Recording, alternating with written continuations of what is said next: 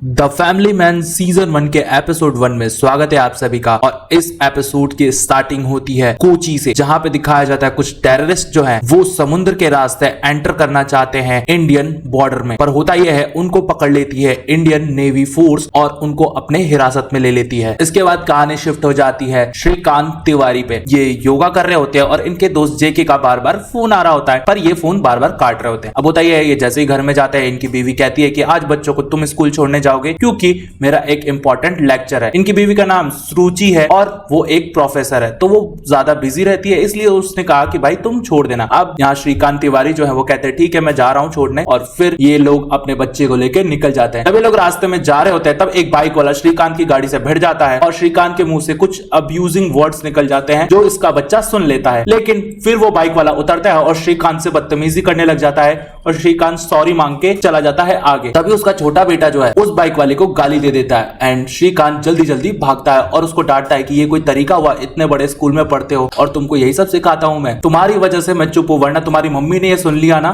तो बेटा तुम्हारी हालत खराब कर देगी और साथ साथ मेरी भी। इसके बाद दिखाया जाता है तिवारी जी हैं वो काम करते हैं एक टास्क फोर्स के लिए और उनका दोस्त जेके जो है उनको बार बार बुला रहा होता है। जैसे ही वो वहां पे पहुंचते हैं जेके बोलता है कि आज तो शर्मा सर तेरी ले लेंगे। इसके बाद ये दोनों जाते हैं और फिर शर्मा सर इन्हें बिठाते हैं और एक इंफॉर्मेशन देते हैं कि कोची से कुछ टेररिस्ट पकड़े गए हैं, जाके तुम उन्हें सुपरवाइज करो और उन्हें लेके आओ यहाँ पे मुंबई। इधर ये लोग समझ जाते हैं कि ठीक है हमें जाना पड़ेगा और फिर वो साथ साथ ये भी बोलते हैं कि एक टीम है जो वहां पे लीड करेगी, उसको तुम्हें बस देखना है और उनके साथ आना है। एंड ये लोग समझ जाते हैं। शर्मा सर ये भी बोलते हैं कि एक नई स्टाफ आई है हमारे टास्क फोर्स में, उसे हमें ट्रेन करना है। इधर होता यह है जेके जो है समझ जाता है कि भाई अब तो लड़की आने वाली है तो क्यों ना मैं ही ट्राई मार लूं, और वो शर्मा सर को बोल देता है ठीक है सर मैं सब कुछ सिखा दूंगा। एंड इसके बाद जेके जो है मिलता है उस लड़की से। अब जैसे ही जेके उस लड़की से मिलता है वो उस पर ट्राई मारने लग जाता है, लाइन मारने लग जाता है और अपनी बड़ाई करने लग जाता है। उस लड़की का नाम जोया होता है। एंड इसके बाद जेके मिलवाता है उसे तिवारी से। जैसे ही जोया सुनती है कि ये ही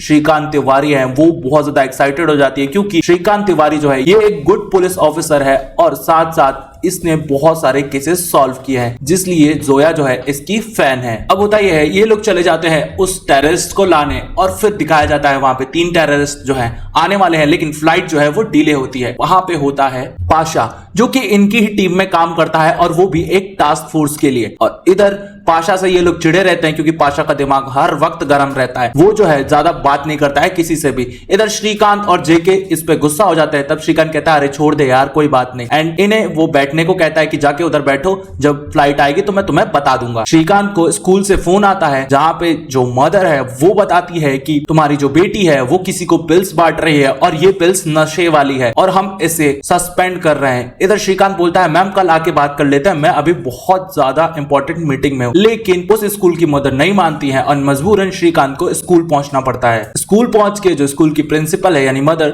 वो बहुत ज्यादा सुनाती है श्रीकांत को और कहती है कि तुम कैसे बाप हो, तुम अपने बेटी को टाइम भी नहीं देते और क्या कर रही है वो ये जानने की कोशिश भी नहीं करते। वो कोई दवाइयां बांट रही थी बच्चों में और साथ साथ खुद भी खा सकती थी ये, तो तुम्हें ध्यान देना चाहिए था। अब श्रीकांत का फोन आ रहा होता है, जेके जो है बार बार परेशान कर रहा होता है। एंड इसके बाद होता यह है श्रीकांत एक कहानी बताने लग जाता है जेके की, जेके का डाइवोर्स हो चुका है एंड वो कभी भी आत्महत्या कर सकता है और अगर मैंने उसका फोन नहीं उठाया तो वो सच में कभी भी मर जाएगा, इसलिए वो सिर्फ मेरे को ही अपनी बातें बताता है। अब यहाँ पे प्रिंसिपल जो है और गुस्सा हो रही होती है, वो कहती है कि तुम्हें फोन उठाना है या मेरे से बात करना है, एंड वो शिकायत कर रही होती है उसकी बेटी की, कर ही रही होती है। इधर अब पारा हाई हो जाता है। श्रीकांत बोलता है कि मैडम प्लीज आप थोड़ा टाइम दीजिए इसको और मुझे भी, क्योंकि हम दोनों अगर टाइम लेंगे तभी ये बच्ची समझ पाएगी, आप इसकी गलती मत निकालिए, मेरी बेटी ऐसी नहीं है। लेकिन प्रिंसिपल तो मानती ही नहीं है। इधर दिखाया जाता है ये लोग उन टेररिस्ट को बस में भर के ले जा रहे होते हैं। फिर उसमें से एक टेररिस्ट जिसका नाम मूसा होता है वो बार बार पुलिस वाले को बोल रहा होता है कि सर मैं बेगुनाह हूं, मैं तो एक इंजीनियर हूं और मेरे को तो इनके साथ आना भी नहीं था, पर इन्होंने मेरे को जानबूझ के पकड़ लिया और साथ साथ अपने रख लिया। इधर पुलिस वाले बोलते हैं चुपचाप बैठे रहो। तभी होता यह है उसमें से एक और टेररिस्ट जो है अपने हाथ की हथकड़ी खोलने लग जाता है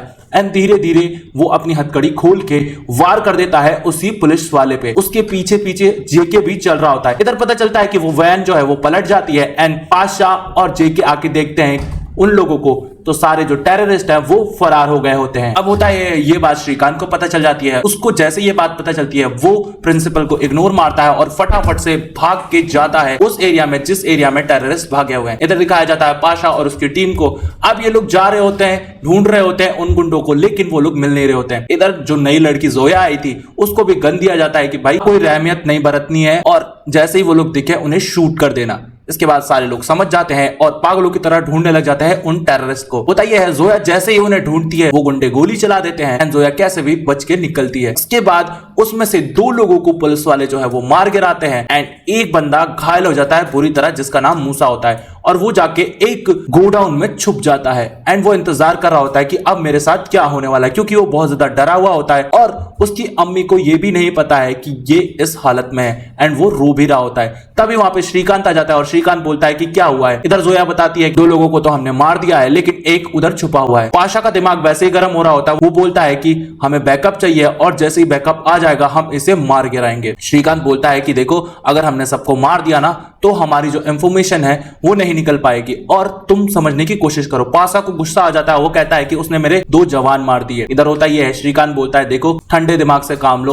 और फिर श्रीकांत मूसा को समझाता है कि देख भाई सरेंडर कर दे, मैं तेरे को तेरी मम्मी तक पहुंचा दूंगा। अब वो टेररिस्ट मानता नहीं है लेकिन श्रीकांत जो है कैसे भी करके उसे समझाने की कोशिश करता है और कहता है कि देख मैं वहां पे आ रहा हूं, अपनी गन नीचे रख रहा हूं और तू मेरे को थोड़ा तो ट्रस्ट कर। एंड इसके बाद श्रीकांत जो है अंदर चला जाता है उस टेररिस्ट के पास। वो उसको समझाता है कि देख अगर तू मर जाएगा तो तेरी अम्मी को तेरी लाश भी नहीं मिलेगी, तो तू जिंदा बचना चाहता है तो हमारे को सरेंडर कर दे। और इसके बाद ये बात उसे समझ में आ जाती है। श्रीकांत जो है एक कहानी बताता है उसके माँ की कि उसकी मॉम जो है वो मर गई थी क्योंकि वो एक मिशन पे गया था और मिशन के आने से पहले ही उनका अंतिम संस्कार हो गया, जिस वजह से श्रीकांत जो है अपनी माँ से नहीं मिल पाया और उसको अभी तक ये अफसोस होता है। ये कहानी जब वो बताता है मूसा का दिल पिघल जाता है और वो अपने आप को सरेंडर कर देता है। अब इनका ये मिशन जो है वो कंप्लीट हो जाता है।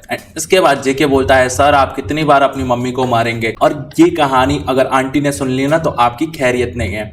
इसके बाद कहानी शिफ्ट हो जाती है इस्लामाबाद में। इस्लामाबाद में दिखाया जाता है एक टेररिस्ट को जो बैठा होता है और उसके पास एक समीर नाम का बंदा आता है। फिर ये दोनों बाहर घूमने जाते हैं। समीर बोलता है कि हमारा जो मकसद है वो है कि हिंदुस्तान पे हम कैसे भी हमला कर दें और इसके बाद जो पाकिस्तान वाले लोग हैं वो वापस से अपना नाम और रुतबा हासिल करें, क्योंकि ये हिंदुस्तान जो है वो काफी ज्यादा शांत बैठा रहता है चाहे हम कितना भी हमला कर दें। एंड देन वो बताता है कि हमारे जो 3 सिपाही थे वो पकड़े गए हैं। इधर होता यह है फैजान जो है वो कहता है कि इंडिया में एक और बंदा है जिससे हम कुछ निकलवा सकते हैं। एंड फिर दिखाया जाता है वो बंदा जो है वो बॉम्ब बना रहा होता है और वो बंदा स्कूटर में एक बॉम्ब फिट करता है। इधर दिखाया जाता है ये बंदा जो है काफी ज्यादा खतरनाक दिख रहा होता है और बॉम्ब बना के वो स्कूटर में डाल देता है। इधर दिखाया जाता है श्रीकांत और जेके जो है ये पार्टी कर रहे होते हैं। जेके बोलता है कि हम थाईलैंड चलते हैं, क्यों ना वहां पे हम एंजॉय करें। इधर श्रीकांत जो है वो कहता है मैं बीवी बच्चे वाला आदमी हूं, तू मेरे को ये सब बातें मत सिखा।